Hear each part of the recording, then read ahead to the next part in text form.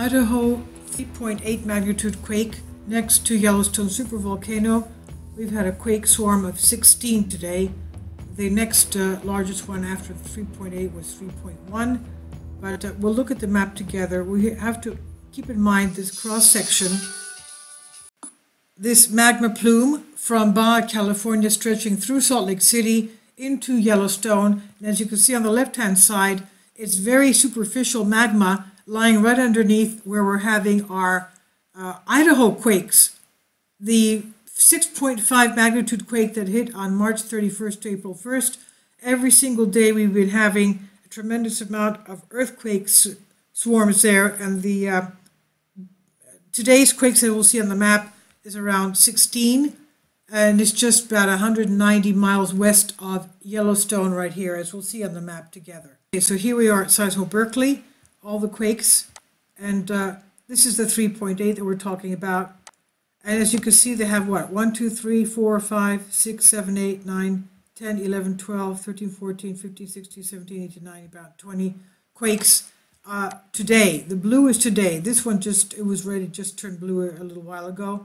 And if we pan out, this is the Snake River Plain, and this we'll see is the area of Yellowstone. That's Yellowstone Lake right there. That's Hebgen Lake right there.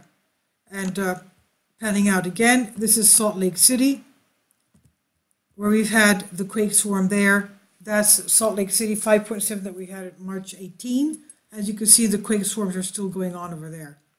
And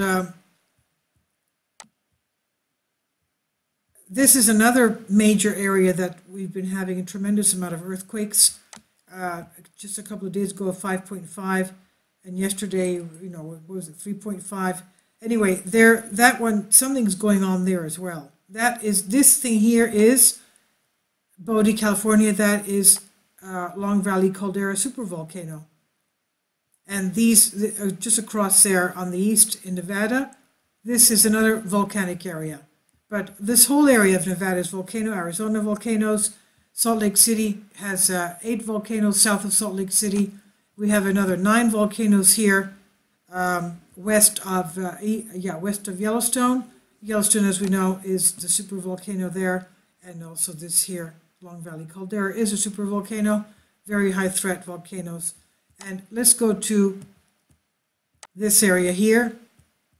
Volcanoes of Idaho, 9 volcanoes. As you can see there, that's Yellowstone Lake, and Salt Lake City is right there, as we can see another 8 volcanoes that way. And basically makes that imaginary 7 that we saw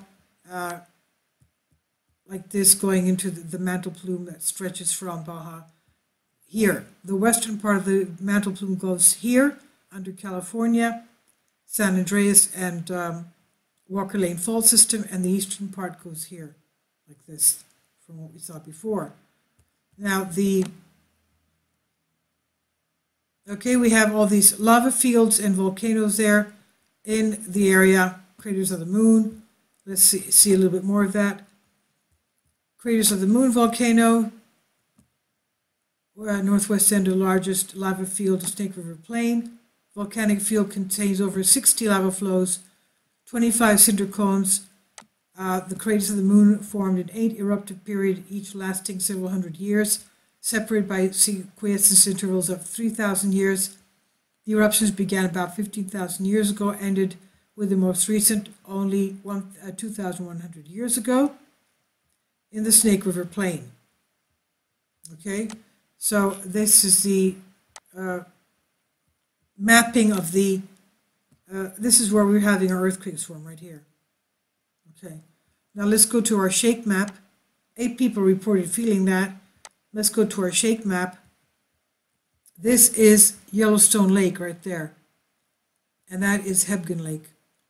Now, the USGS stops the square there, but if we extrapolate these the shake map, we can see that, this thing it keeps on shaking the whole area. Hebgen Lake is part of Yellowstone. Even though it's outside of the park area, it's still part of Yellowstone Sueprvolcano. Okay? This thing here. So that is what's going on there. Not many people live around there. If we go to the population density, okay, you can see that not many people live there.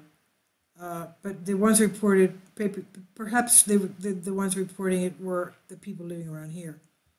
Okay, so not necessarily, doesn't mean because they don't report it that they didn't feel it. So all of you there, please be very careful. We do have a lot of activity there, north of Boise, Idaho. And there's lots going on here as well. We have to keep in mind that this area here is the mid-continental rift. It's a horseshoe shape that goes like this, and it goes down, dips into Kansas, Arkansas, Oklahoma, Texas, and then sweeps to the west towards Arizona and New Mexico. And the Kansas people there, sometimes they feel shaking and blasts under their homes. Well, that's because they have like 15 volcanoes in Kansas, and they're kimberlite volcanoes in that they are diamond spewing volcanoes, and they are very eruptive. So it could be the gas, the emitting of gas, volcanic gas is trying to come out. So that's why perhaps you're feeling that shaking under your houses there. That's the mid-continental rift. I don't believe all these quakes are, all of them are man-made. I don't believe all of them are man-made because there's magma under there. That magma was under there about 1 billion years ago. And it's still there today. The geologists don't know where it's coming from. So be very careful, all of you there, because, we still have that tremendous amount of activity there in Idaho.